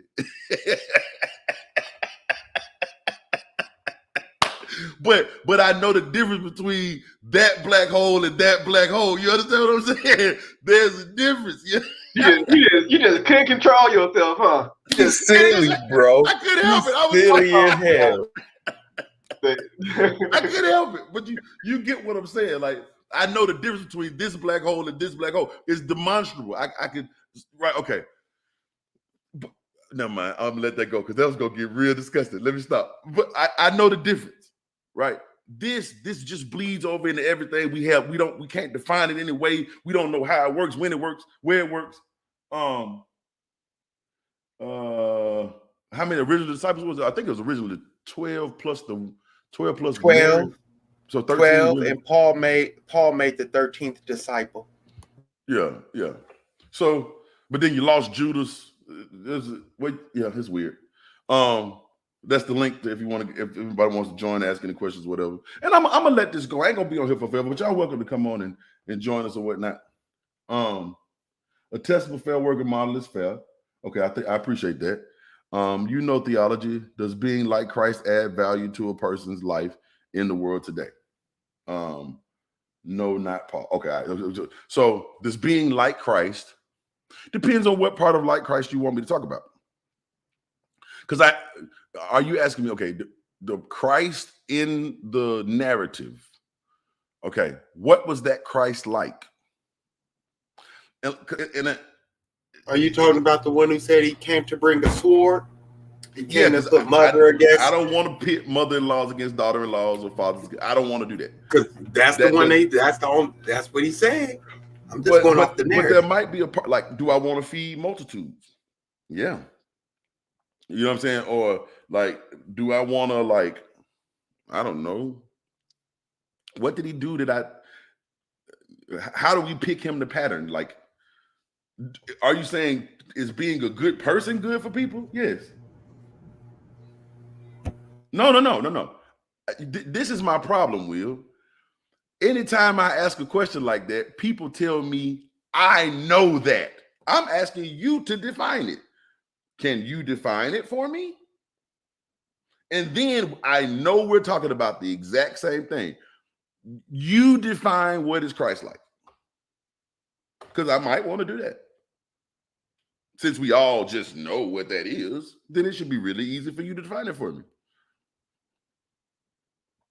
This is the same thing like my man told me about a soul. You know what a soul is? No, I don't. Tell me. You didn't want to answer the question. I do want to answer the question. I just want you to tell me what it is, and then I will tell you if I have one of these. Yeah. So being Christ-like could be a multitude of things, because the fact that you are a Christian means you're trying to be like Christ. And I think it's like 20,000 denominations of just Christians. You know what I'm saying? Are we talking about the Christ that's going to come back and do all the killing? Are we talking about the Christ that I don't know, flipped over the table in the church and hit people with the bull whips? Like, what part of Christ? What part of Christ are we talking about? Are we talking about being able to do magic? Or are we just talking about being a loving, like the loving kind? Tell Satan, get behind me. Yeah, like, am I talking to imaginary demons? Right. Christ-like. I'm being Christ-like. Oh, okay. I can do magic. Oh, you did do magic, right?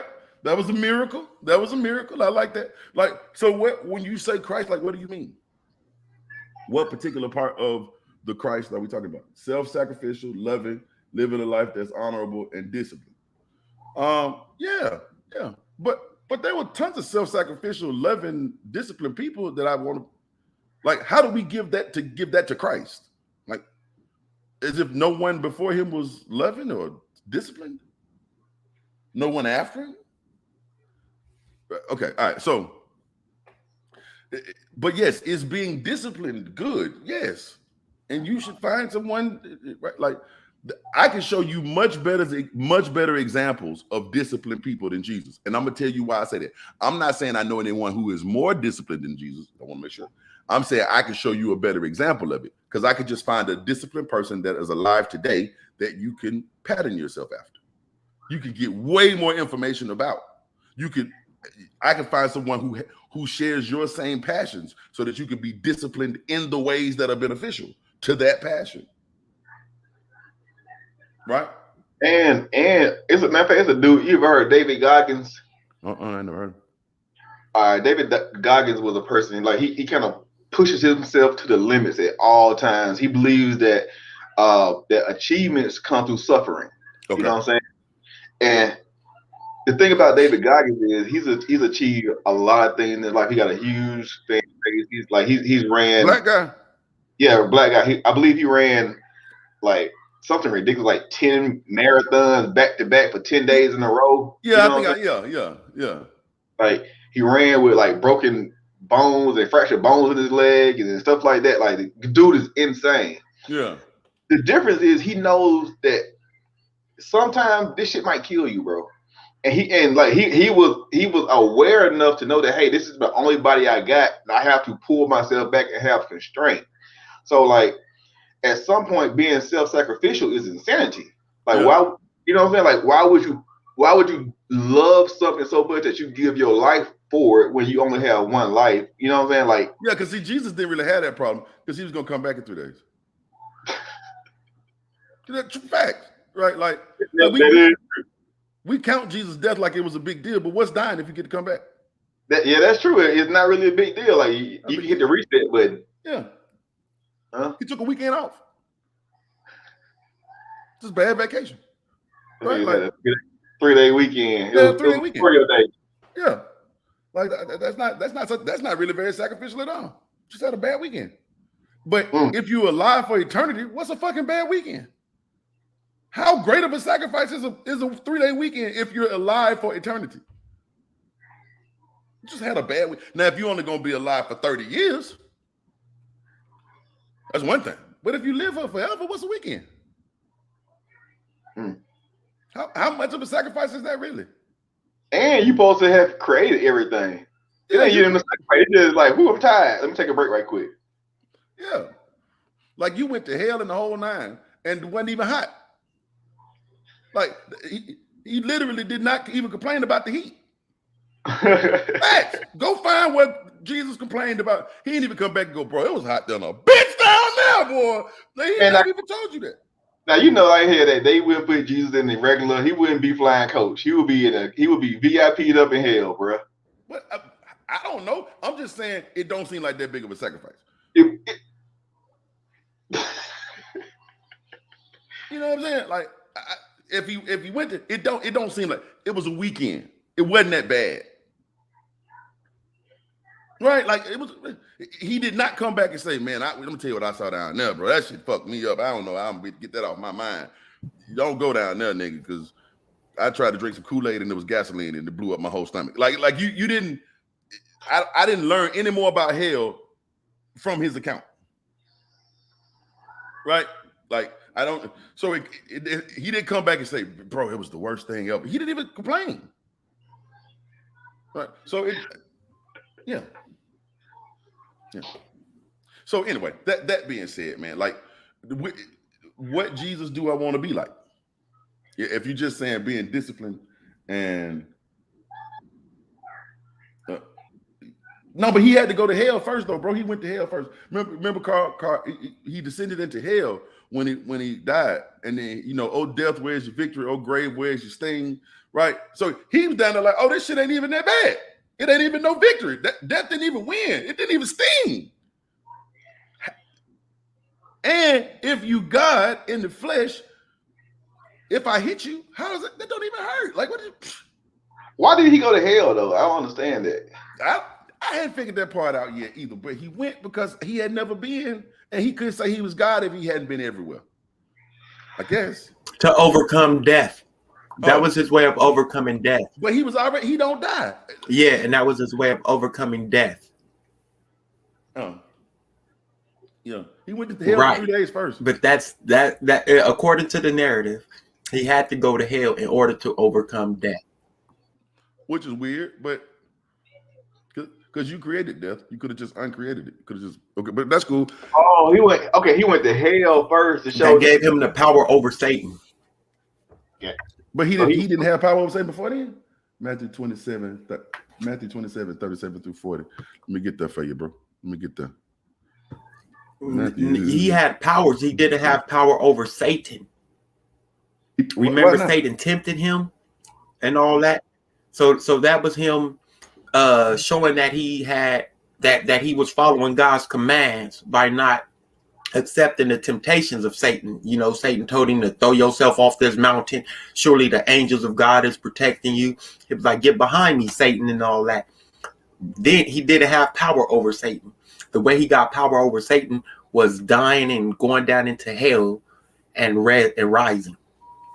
Oh, okay. So Satan was just out here unchecked for a while. Okay, so Matthew 27:37. Yeah, man. Satan was just running around loose. That's crazy. And set up over his head his accusation. This is Jesus, King of the Jews.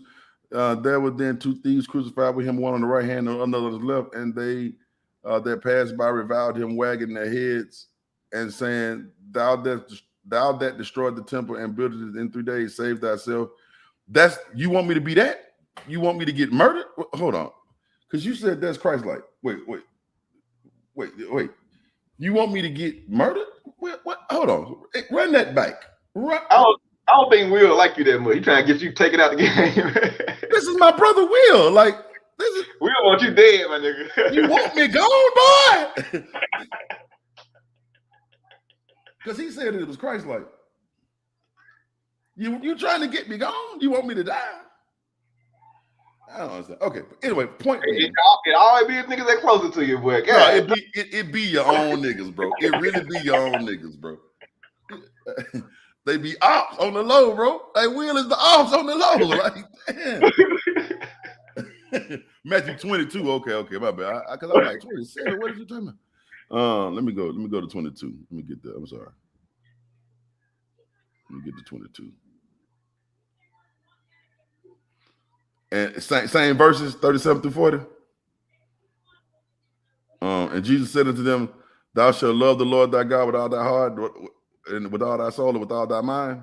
This is the first and great commandment. And the second is like unto it, Thou shalt love thy neighbor as thyself. On these two commandments hang all the law and the prophets. That's what you mean by Christ-like? Is that what you mean by that? Okay, all right. So then, no, I don't want to be Christ-like. And I'm gonna tell you why I don't want to be Christ-like. And let me show you why being Christ-like would not help me in this world. I do not want to love God with all my mind. Because when I love God with all my mind, I have to give him credit for things that I can't find in me. Bro, this happened, and I promised to God, I was so mad. I ain't gonna call the person's name because I do like the person, but a person got on Facebook one day and said that they had lost some money in a wallet, right? And they were trying to save money, and this was just an inopportune time for this to happen to them. It's never a good time to get stolen from, but right, this happened. And so I reached out. I'm like, hey, you okay? Did you need something? And they said, well, man, that was just bad for me. It was $200 in them. And I needed that. I was like, okay, well, I had $100. So I sent them $100.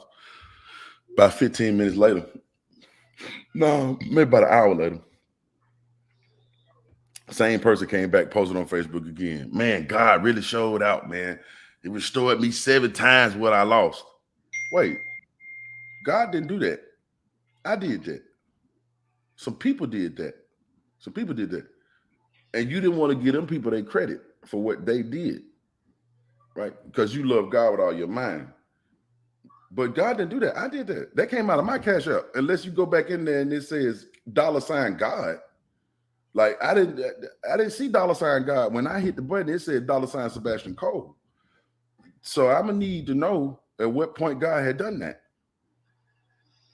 Right. God, I'm trying to figure out.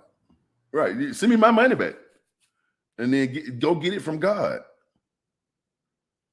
You see what happened now, right? Okay. So again, no, I don't want to be Christ-like. I do want to love my neighbor though. That part. But I could have learned to love my neighbor without. Right. Learning how to love your neighbor. I don't need somebody to come get beat up and die for me to learn how to love somebody. Like that's just. I'm a pretty decent human being, and so are you. Right. Again, there's no reason for me to calculate that into the equation. Just not necessary. I can accomplish all of those things without having a brutal death or murder in front of me. I can accomplish all of those things without having to look forward to the day of judgment to burn all the gay people or whatever. I can do all of those good things.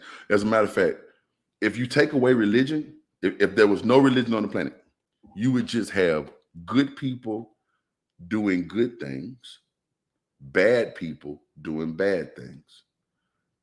With religion, it's really easy to get good people to do bad things. Yeah, it's like you could take the best of intended people and they will do some horrible and vice versa. Yeah. Yeah. And I can make bad people like we be talking about all in the name of this religion. Yeah, bro. Like Samson, like we be looking at Samson like a hero. And bro, if you ever read Samson's story, Samson was just a psychopath. Like that, like literally that story is just like, why'd you put this in here?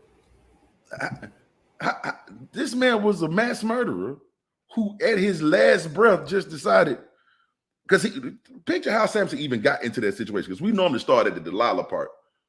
But Samson one time told a horrible riddle about that. Like, you can't even give a nigga a riddle like that. Out of the eater comes something to eat, out of the dead the sweet or whatever. How in the fuck was they supposed to know he had killed a lion on the way up there? That's not a good joke. Right? How was they supposed to know that? Right? Then they was like, well, man, we don't want to have to, we already ain't got no money. He trying to get 30 sets of clothes out of us. We don't want to give him that. So just tell us the answer. So then the wife tell her the answer. And then, so they tell him the answer. He's like, oh man, now I got to kill all y'all. So then he goes out into the wilderness, gets foxes, ties their tails together, sets their tails on fire, and lets them out, kills everybody. Then they get mad with him for doing that. Then he go rip the jaw off a donkey, beat him to death with that. Donkey ain't bothering nobody, man. The foxes ain't fucking with nobody. The donkey ain't fucking with nobody. The lion didn't fuck with nobody. You reached into a dead lion carcass and you are filthy. You are a dirty, disgusting killer.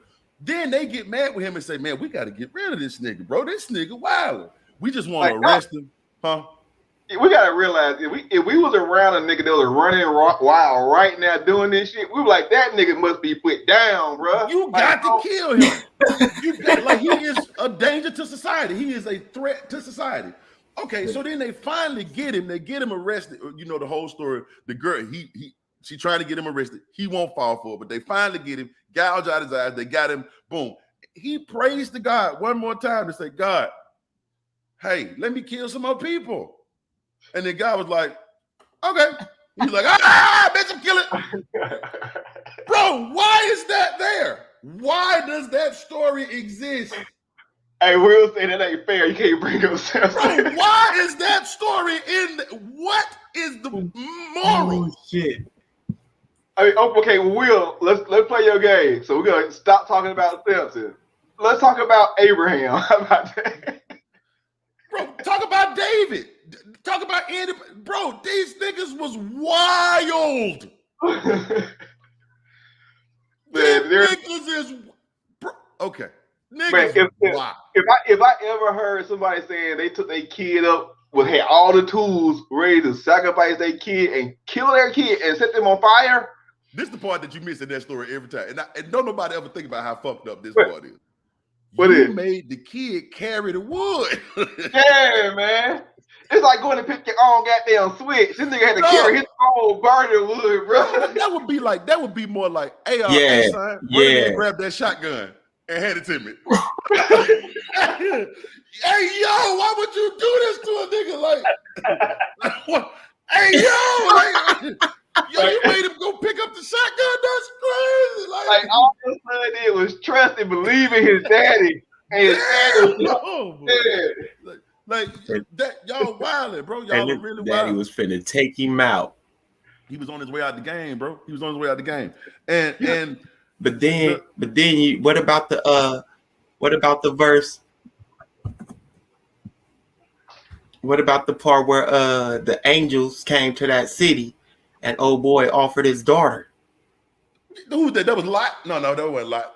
I can't think of their name right off the top of my head, but it was two angels came. It was Lot. It was to Lot. a town. Lot was like, oh, don't rape the man. Don't rape the no, that wasn't Lot. Yeah, that wasn't a Lot story. That was in Sodom and Gomorrah. It was Lot. Yeah, it but was it happened Lot. again, and he offered his it daughter. Again. Yeah, don't rape the man. Here, take my daughter. You can do whatever you want to. Rape my virgin You can daughters. do what you want to my daughters. Well, yeah, man. Yeah. Right. The book is sick. And then that happened again another time when they came to rape the man, and they was like, "Nah, don't rape the man. Rape his concubine." Then they raped her to death. Remember that? Is that the one they cut up in 12 pieces? Yeah. Then he cut up into 12 pieces, mailed the pieces around. Then that started a civil war where they was gonna kill all of Benjamin. They killed all but 600 men in Benjamin, and then they was like, "Okay, we can't kill off all of Benjamin." So then they found one tribe that didn't come up with them to war. They went and just snatched their girls, and they had 400 girls over there. They was like, "Look, if you don't let us snatch your girls, kidnap your girls, we're gonna kill y'all." And so then they were still 200 women short. So then they went and kidnapped some more girls who was dancing up in Shiloh. Okay. What was the reason? Will's correcting this. He said he offered up all his daughters, not just. That's what I mean. Yeah, he offered up both his daughters. And then when that didn't work, when they left, they thought the whole world was over. So then they got him drunk, and then the two daughters slept with him. What was the reason? Where is the morality? What is moral about this book? What? Right. Yeah, like, I don't know this book if it's more rapey or more murdery. I don't know which one it is. Rapey, murdery. Like we don't. Okay. What was the reason, guys? And if you got to, I say this all the time. It makes sound fucked up, but hear me out. You ever eat peanuts or corn, and then you go take a shit and you see that little kernel of corn in the shit? You would never think to yourself, I didn't digest that piece of corn. Let me get it and try it again. It could give me nutrition. You don't dig through shit for corn. You don't dig through shit for corn. But true. In this Bible, you will dig through a mountain of shit for a peanut. Yeah. See, look at this right here. See, Jesus is love. See, this is, did you see that love right there? That's love. But all the shit you had to dig through to find that, bro, we could just get there's other peanuts out there. we could just go get some corn, baby. Like we don't have to do this. Carl wanted to specify. Well, he wanted us to read. This is Isaiah chapter 45, verse 7. It says, "I form the light and create the darkness. I make peace and create evil. I am the Lord. Do all things." So, your God is telling you that he is a murderer. That rage that psychopath has, God instilled that spirit into them.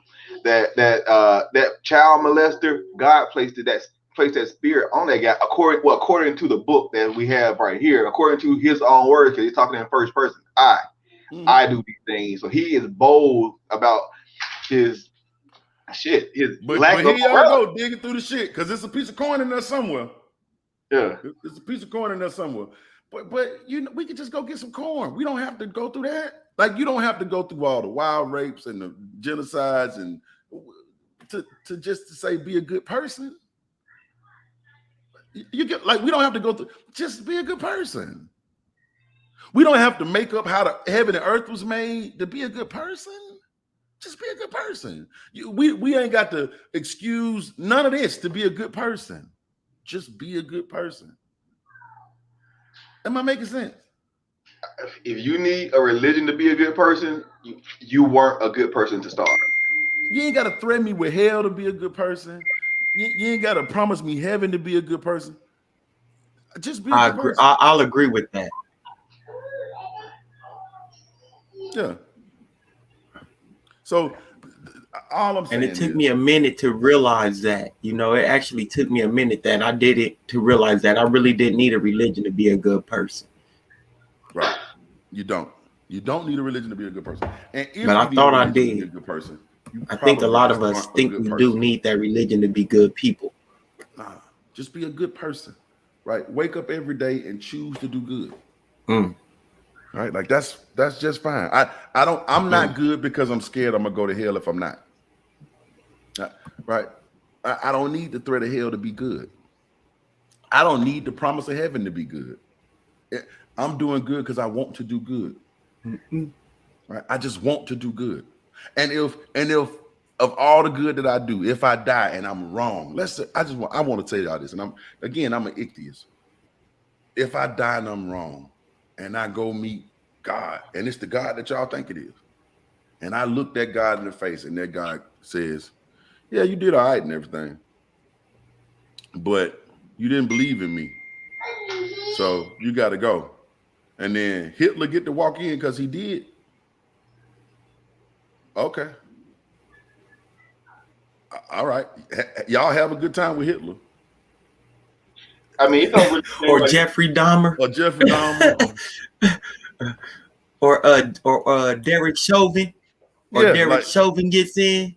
Yeah, like if all the good that I Derek Chauvin gets in because he decided to say, God forgive me. God forgive me. You know what's crazy? I have killed, this is true, I have killed exactly the amount of people that I've wanted to kill in my life. You know how many people that is? 0. But I've killed exactly the amount of people that I've wanted to kill in my life. 0. I did not need a God to keep me from doing it. Right? I've killed exactly the amount of people that I want to kill. 0.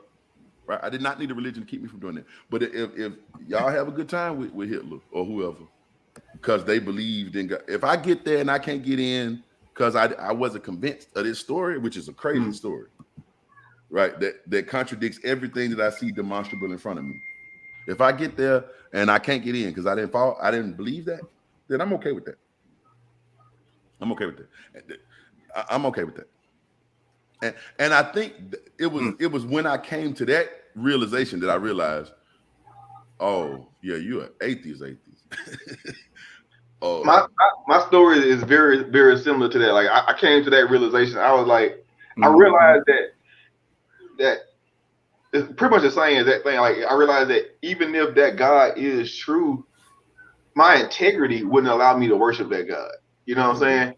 Like if I had the option to live forever in this paradise with people like that, I don't want to live my life to aspire to be that. I don't want to live my life knowing that at the end of times I gotta kill people because I don't think like I do.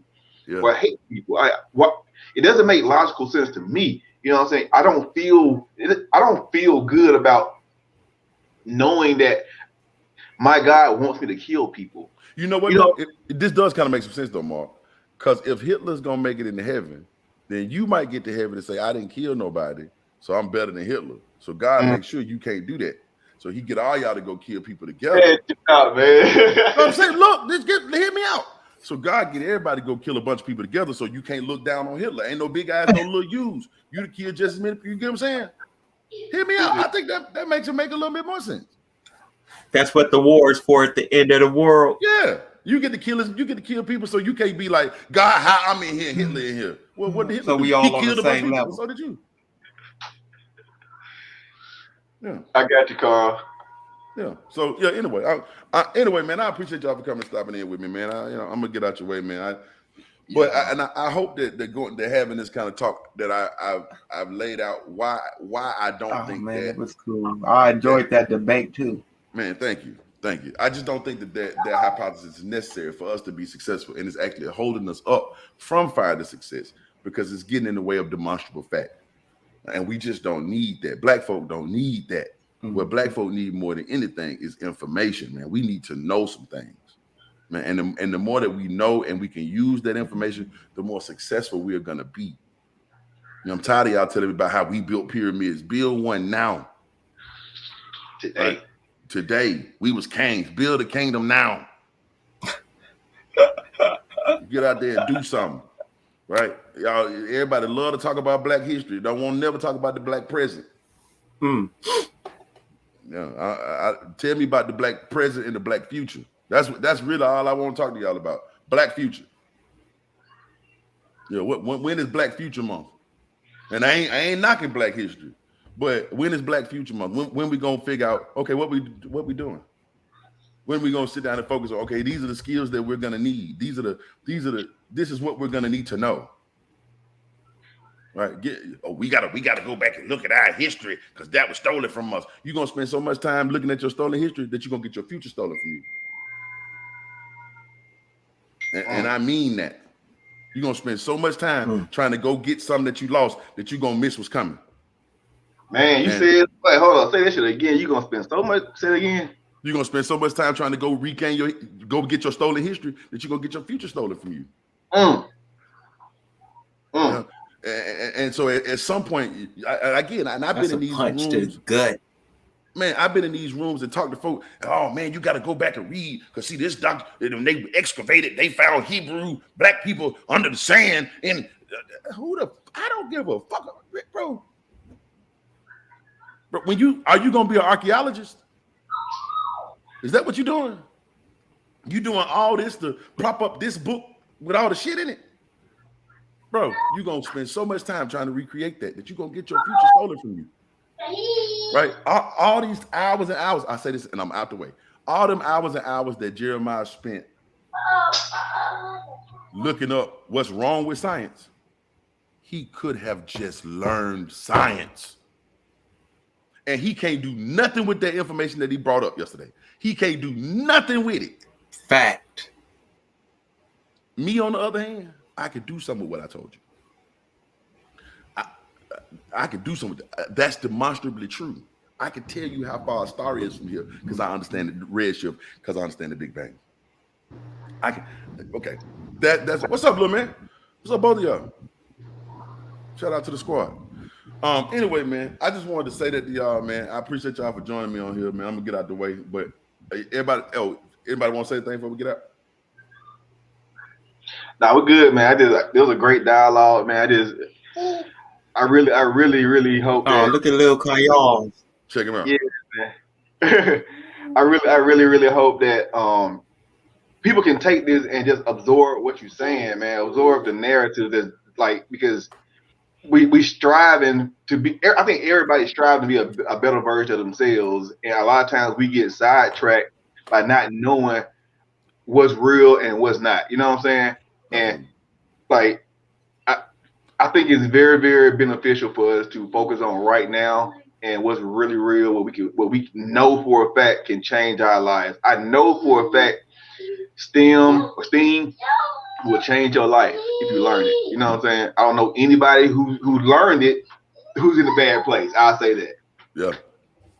Yeah. So, figuring out what this science is talking about, man. Technology, mathematics. What's STEM? Science, technology, engineering, mathematics. Yeah, STEM. Science, technology, engineering. Science, technology, engineering, and mathematics. Oh yeah, and the architecture. Architecture. Yeah. These things will change. Mathematics. Mathematics. These things will change your real future. Yeah. This is hey man, hold on, Carl. I'm about to listen, bro. Hold on. I had to actually teach that when I was going through my teaching course. Carl gonna make me fuck him up, man. You know what I'm saying? Like, I see what you try to do here, bro. I come over there and fuck you up, bro. I don't like the way you're talking to me right now in this text. I just don't like it. Anyway, I appreciate y'all, man. We'll catch up and do this again some other time. But for right now, man, look at come.